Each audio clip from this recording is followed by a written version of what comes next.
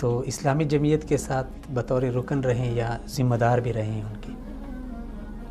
میں اسلامی جمعیت طلبہ کا رکن بھی بنا، میں پھر اپنے کالج کا پریزیڈنٹ بھی بنا، میں خیبر پختونخوا کا 3 سال ناظم بھی رہا، پھر میں اسلامی جمعیت طلبہ پاکستان کا 3 بار ناظم اعلیٰ بھی منتخب ہوا، اور اس طرح 1991 میں میں اسلامی جمعیت طلبہ سے فارغ ہو گیا۔ تو اسلامی جمعیت جو جس وقت آپ تھے اور ابھی جو اس وقت بھی ماشاءاللہ اسلامی اقدار کی پاسداری کے لیے، طلبہ کے حقوق کے لیے، میں خود یونیورسٹی میں رہا ہوں، اسلامی جمعیت ہر جگہ پیش ہے طلبہ کے مسائل کے حل کے لیے،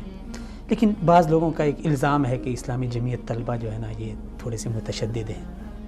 تو اس حوالے سے یہ الزام ہی سمجھیں گے یا؟ میرے خیال میں یہ زیادہ ایک پرسیپشن ہے یا ایک پروپیگنڈا ہے، اور حقیقت میں اس طرح نہیں ہے،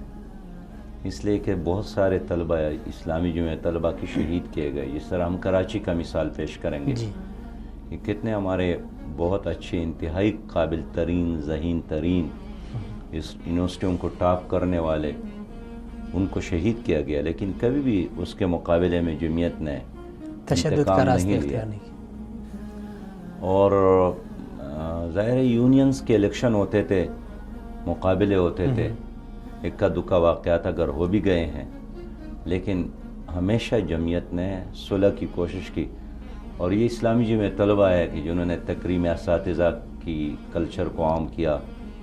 اور اس طرح والدین کی عزت اور احترام کی کلچر کو عام کیا، تو میں اس سے اتفاق نہیں کرتا ہوں، ہمیشہ جمعیت والوں پر ظلم ہوا ہے،